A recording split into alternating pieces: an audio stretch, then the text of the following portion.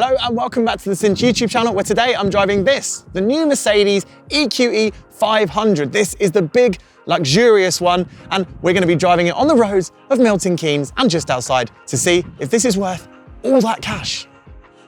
Now, before we jump behind the wheel, I just wanted to walk you through the design of this thing, because I actually think, given that it's an EV SUV with a fake front grille, which, yeah, on paper, definitely doesn't make me feel great, well, I actually think they've done a good job. I think in this color here as well, it's a sensible silver, but it works with all the chrome. I think this EQE 500 looks lovely, and I'm not sure about the steps. I mean, they do help when you're getting into the car. I'd probably not have them on, because I do think they kind of ruin the lower section. I think if they were black, maybe they'd disappear, but with the silver, and especially with the grippy plasticky bits, I think that might take away a bit from the plush look. But that being said, these lovely wheels, they look great, 21-inch wheels, and then you've got the grille up front here, which if you look into detail here, now obviously it's full of tech behind it, and you've got this big badge on the front, but then you'll look, they've got loads of little Mercedes badges, albeit without the rings there, which is quite a cool touch. Then if you come around to the side, these door handles disappear, just like a Tesla. They go in and are flush, giving you good aero. And then when you come around to the back, it's pretty simple, but I like the light bar. I think it looks good. And I just like the simplicity of the design. These little slats here, they're quite synonymous with Mercedes these days. And you've got a very telling badge, EQE 500 4MATIC. People know you got big power and big grip. Fake sort of exhaust surround stuff, not sure if I approve of that. I mean, and there's two bars through it, which confirm it isn't an exhaust, but I think they put that in there because they think people want to see, you know, the typical features of a car: lights, number plate, exhaust tailpipes. I don't know, what do you think? I think I should just scrap them. It's an EV, come on. Don't forget, make sure you check out cinch.co.uk or download our app when searching for your next car. And if you're liking this video, why not click subscribe and give us a thumbs up as well.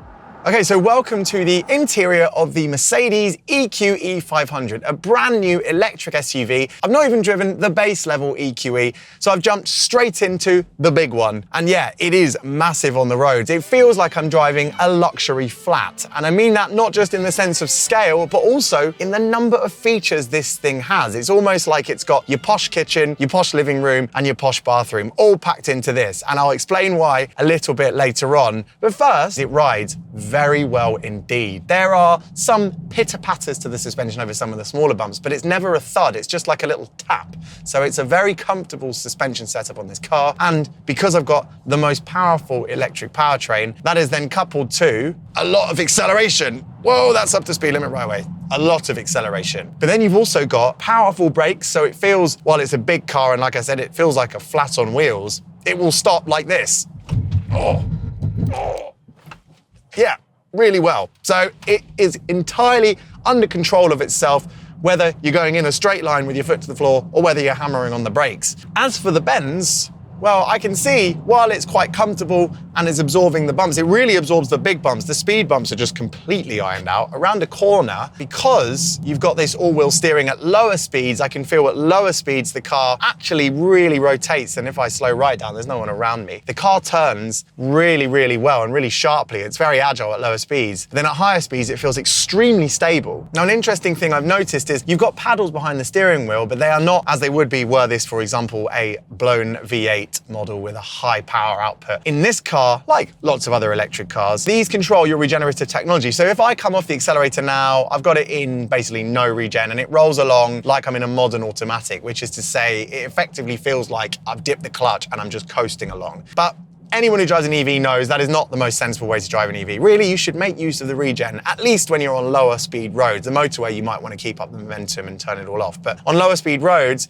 you want to click it on. So if I click down into strong recuperation here, if I go into this corner, let's see the handling as well. Yeah, just massive stability. But then I feel the car slowing down. I did have to touch the brake a bit there because it doesn't slow you down massively, but it is pretty strong. So if I come off the accelerator here, you'll see the Fiesta ahead of me, and now the speed is dropping quite a lot. And the brake lights inevitably will have come on to let the car know behind I'm decelerating quite rapidly. But an interesting thing, and something I've not felt before, is that the brake pedal when I'm off the accelerator and I'm allowing the recuperation to happen, to take energy back into the battery, the brake pedal actually feels really wooden. I don't like it, really. I think what's actually happening is, because when I'm braking normally, the brake pedal feels fine, natural, and quite progressive. I think what's happening is, effectively, they've tuned this so the brake pedal matches the level of deceleration you have. So right now, the brake pedal feels, if I'm, for example, slowing down with roughly 30% equivalent brake pressure, I hope this is making sense, the brake pedal feels like it's already pressed down 30%. So I've gone through that soft phase. So as soon as my foot touches the pedal, it's already into the firm phase of braking, which feels not dissimilar to when you've got brake fade. So for someone like me who has done lots of track days and drives on track regularly, that feeling initially is quite terrifying, especially when you're rolling up to a junction, as I was earlier. But actually what's happening is the brake pedal is just representing exactly the kind of deceleration that's already happening from the regen technology. Now, talking to technology, you can hear the car beeping at me. This thing is packed with driver assistance features, and I can see that they are working all the time, but not in an intrusive way. Now, the speed limit beeper thing, as I was just getting up to 30, it was just alerting me saying, you're at the speed limit now, don't go any quicker. That's good and quite useful. But of course, some people want to turn that off. And then other stuff, steering assist and that, it's all kind of in the background. It's not annoying and jerky like older systems were. This is a much, much more inclusive system, and it really does help you. Here you go, touching the speed limit again here. I'm being tailgated from the car behind because I'm sitting at the speed limit. But of course, what really dominates the experience in the cabin is all of this technology on the dashboard. Now, it's not exclusive to this EQE SUV model, but I think it definitely looks most natural in this setting. This is a big car. It feels, like I said, like a one-bed apartment on wheels. And so having 3 screens ahead of you, the massive one in the middle here, which shames my MacBook Pro, and then of course your instrument cluster ahead here, which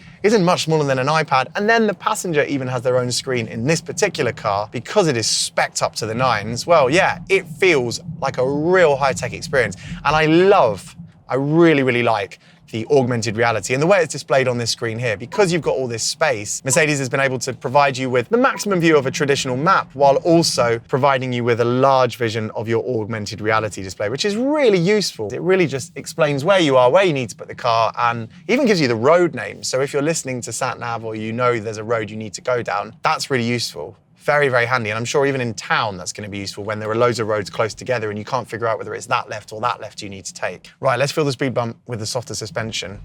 Yeah. So actually, do you know what I'm noticing in this urban setting? That actually over some of the smaller bumps, and they're quite harsh here. They almost remind me like the bumps you get in France where they're really steep. These speed humps, yeah, you do feel the front of the car take a bit of a shock, but then it actually really softens off. So there's clearly reaction happening there. On the way back down the bump though, it's like a cloud, it's lovely. But when it comes to visibility, I have excellent visibility around the car. Not only can I see over the nose nice and comfortably, through the rear mirror as well. There's a big window. I mean, I know the back of the car is fairly flat, so what I can see behind me I know is pretty flat to where the bumper is. And then looking down the door mirrors here, well, firstly, they're about the size of a box of cornflakes.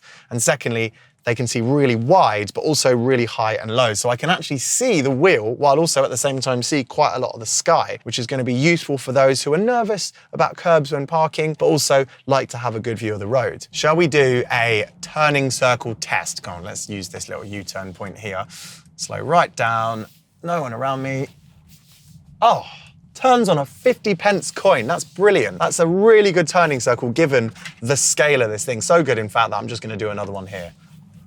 That is tremendous. I mean, that shames my Clio 182, for example, a tiny car with a terrible turning circle. As for the rest of the technology, well, I have to say the voice control is pretty much as good as they come these days, apart from Alexa and Siri, which I still think are slightly better. But the MBUX system is very good. For example, okay, Mercedes.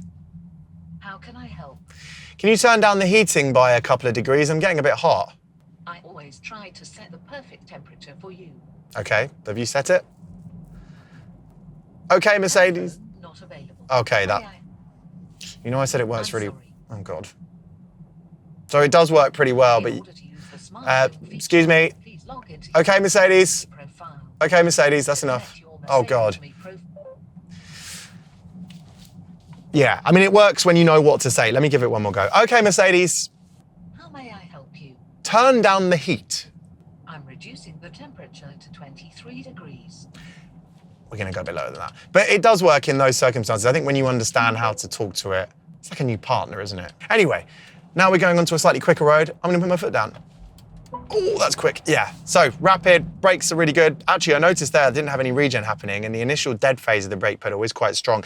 So I think anyone coming from a high performance road car switching to this, or this being their second car, the brakes are going to feel a bit unnatural, but they are definitely strong, so you're just going to get used to it. Another thing to report is the head-up display, which is projected directly onto the windscreen, is really big, very sharp, really, really clear graphics, and actually very useful indeed. I mean, I am naturally looking at that more than anything. I'm not really looking at any of this. I'm looking at this because the camera view is so sharp. It's like I'm watching an iPhone 4K video, and it's just very impressive to see the augmented reality. But really, you don't need to look at any of this. You just need to look at the head-up display, which gives you all your information. I've got my speed limit. I know what my cruise control will be set to. It'll even tell me when the steering assist is set on. And of course, I've got my directions with the road names displayed as well. So that's a really useful piece of information. And then while I'm sat in this traffic here, I can talk about the space in this car. Now, I've got this big section up here, and if I open down here, there is a very, very deep storage area. I can get my whole arm up to my elbow in here. But then also, I've got a big cup holder section in here, lots of storage. You can really hide your phone away. If you've got a burner phone, hide that one away. And then, of course, you've got storage space underneath here, which is a bit, I guess, Tesla-like. It's very large, it's very big. You could easily fit probably a rucksack in there. So it's a spacious, luxurious car. Put a foot down. Woo. Yeah, from higher speed, so getting up, so it's a 70-mile-an-hour road, getting from 50 to 70, the acceleration is quick, but it's not shove you in the back quick, it's just gets up and goes. Actually, it did shove me in the back there, so I take that back. What I mean is it's not Tesla Model X dual motor, whoa, this is crazy, or like Porsche Taycan Turbo S, which is, those things are like, they give you a headache. This doesn't give you a headache, but it will shame 99.9% of the things on the road. So in a way, I think this is probably better. All right, so we know this thing can go down a road very quickly, it will stop really strongly, and it actually handles impressively well in the sense that it's just grippy and stable, not particularly exciting, but it just gets down a road very quickly. But what's it like if you're in the back, and how big is the boot? Let's have a closer look. But first, here's a roundabout. Ooh. It definitely puts the power down with some enthusiasm on both ends of this car, front and rear. You could feel the rear pushing you around and then the front tugging you around as well. There is a lot of power and a lot of torque from this platform.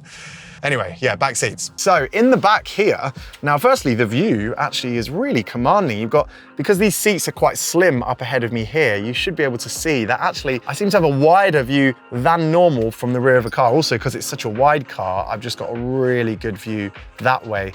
And also looking around, you are not short of creature comforts. Firstly, I have a lot of leg room, and look, you've got under seat lighting as well. So there's loads of toe and foot room, acres of knee room here, and you've got lots of space, lots of storage space in there as well. And then hidden away are these two USB-C ports down there. And then you've got a full climate control system here, which is for both sides. You can not only control temperature, but the direction. And I see it's also displaying the particle stuff. So you can actually, I assume, turn the filtration system on from here.